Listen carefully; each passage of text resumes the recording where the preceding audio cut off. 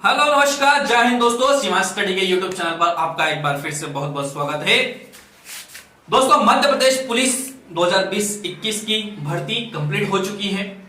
भर्ती अपने रिजल्ट आने के साथ में ही कई सारे विवादों से घिरी हुई थी। उसी विवाद के साथ साथ में एक विवाद फिर से इस भर्ती के साथ में पैदा हो गया है और यह विवाद बहुत ही ज्यादा गंभीर है, क्योंकि इस विवाद का अगर जो रिजल्ट आता है वो कई सारे बच्चों को अपने सपनों से दूर कर देगा। फर्स्ट जो विवाद इस भर्ती में हुआ था, जो एक्स सर्विसमैन जिन्हें 10% आरक्षण आवेदन पत्र के दौरान दिया गया था, जब रिजल्ट आया तो उन्हें किसी भी प्रकार का कोई आरक्षण प्रदान नहीं किया गया था, उससे संबंधित था।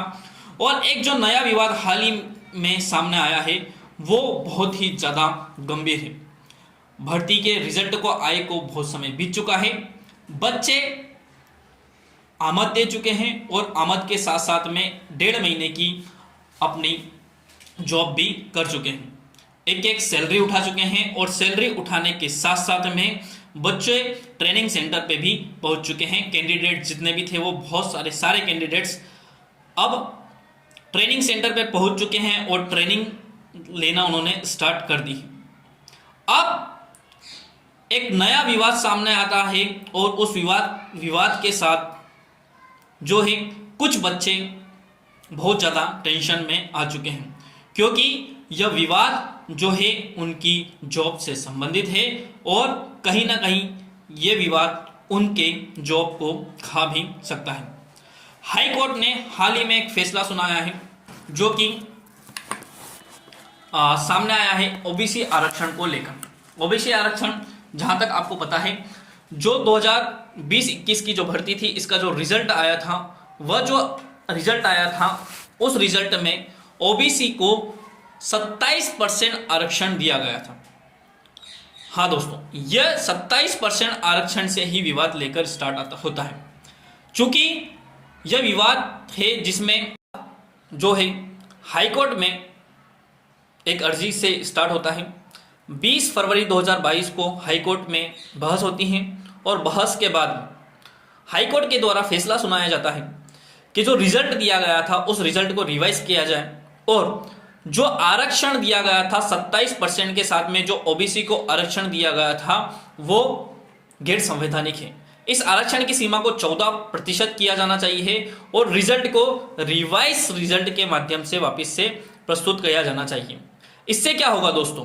इससे यह होगा कि जो ये 13% का जो गैप था ओबीसी का, ये जो 13% के जो कैंडिडेट्स हैं वो कैंडिडेट्स इस एग्जाम से बाहर हो जाएंगे, उनके सपने चूर चूर हो जाएंगे। दोस्तों, इनसे खतरा उन स्टूडेंट्स को ज्यादा होगा जो कट ऑफ के बिल्कुल पास में होंगे, क्योंकि अगर किसी कैंडिडेट्स को बाहर किया जाता है, रिवाइज रिजल्ट वापस में प्रस्तुत किया जाता है, तो इस रिवाइज रिजल्ट में जो कैंडिडेट बिल्कुल नजदीक होंगे कट ऑफ के, उन कैंडिडेट्स को बाहर किए जाने की संभावनाएं हो सकती है। अब हाईकोर्ट के द्वारा सरकार को 4 हफ्ते का समय दिया गया है। 4 हफ्ते के बाद में हाईकोर्ट में सरकार को अपना जवाब प्रस्तुत करना होगा। उसी के बाद में यह तय होगा कि ये 14% आरक्षण के हिसाब से रिजल्ट रहेगा या 27% के हिसाब से ये रिजल्ट रहेगा। अब बात आती है कि गलती किसकी है? सरकार की गलती है, बच्चों की गलती है? बच्चों की तो बिल्कुल भी गलती नहीं है, क्योंकि बच्चों ने जो किया है अपनी मेहनत किया, अपना संघर्ष किया और संघर्ष के साथ में उन्होंने अपना रिटर्न क्लियर किया, फिजिकल क्लियर किया और फिजिकल क्लियर करने के बाद में इतनी खुशी मना ली। अब वो क्या खुशी वापिस गम में बदलने वाली है? आगे बच्चों के फ्यूचर के साथ में क्या होगा क्या नहीं होगा वो भी देखने योग्य बात होगी। यहाँ पर ध्यान देने योग्य बात यह भी है कि बहुत सारे स्टूडेंट्स जो एमपी पुलिस में अभी ज्वाइन किए हैं, उन्होंने अभी 3 जो वैकेंसी निकली थी एमपी की, जो 3 बड़ी वैकेंसी थी, उन 3 बड़ी वैकेंसियों में फॉर्म इसलिए फिल नहीं किए थे क्योंकि वह ट्रेनिंग सेंटर पर होंगे और ट्रेनिंग सेंटर पर होने के कारण ना तो वो एग्जाम दे पाएंगे और न ही उनको एग्जाम देने का टाइम मिलेगा या पढ़ाई करने का टाइम मिलेगा। वन रक्षक की जो एग्जाम निकली है, एक्साइज डिपार्टमेंट की जो एग्जाम निकली है और पटवारी की जो एग्जाम निकली है, वो तीनों वैकेंसियों को फिल नहीं कर पाए हैं। अगर ये 13% बच्चे जो 27 और 14% का जो अंतर है, अगर ये बच्चे बाहर होते हैं तो बाहर होने के बाद में क्या सरकार उनके लिए आगे क्या करती है और क्या नहीं करती है, इसके बारे में भी बहुत बड़ी संभावनाएं आगे जाके देखने को मिलेगी। अब ये देखते हैं कि ये सारा जो विवाद है, ये विवाद स्टार्ट कहां से होता है।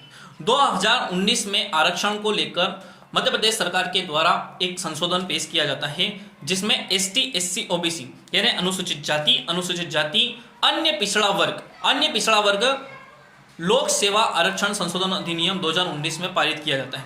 उसमें यह कहा जाता है कि जो शिक्षा में प्रवेश से संबंधित और राज्य सेवा में राज्य की जितनी भी सेवा है, उसमें आरक्षण की सीमा जो 14% है उस 14% से बढ़ाकर 27% कर दी जाती है। अब यहाँ पर ये देखने योग्य बात है कि जो SC का आरक्षण है वो 16% है, ST का है वो 20% है, और अगर OBC का आरक्षण 27% हो जाता है तो ये आरक्षण की सीमा 50% की जो सीमा है उस 50% की सीमा को पार कर जाएगा और ये आरक्षण हो जाएगा आपका 63%। अब अगर 63% आरक्षण हो जाता है तो ये 50% की सीमा को पार कर रहा है। यहीं से ये विवाद स्टार्ट होता है, इस संशोधन के बाद में ये विवाद स्टार्ट होता है और ये कई सारी MPPSC जैसी बड़ी बड़ी भर्तियों को भी अपने जद में लेता है और सरकार आंख मूंद कर बैठी रहती है। अब आगे ध्यान देने योग्य बात होती है ये कि माननीय हाईकोर्ट इसमें आगे क्या फैसला सुनाता है। क्या सरकार 27% आरक्षण के अपने उस पर अड़िग रहती है या बीच का कोई रास्ता निकलता है। जितने भी बच्चे ने एग्जाम दी है उनकी किसी भी प्रकार की कोई भी गलती नहीं है, हम उनके साथ में हैं और आई होप उन बच्चों के साथ में कुछ बुरा नहीं होता है।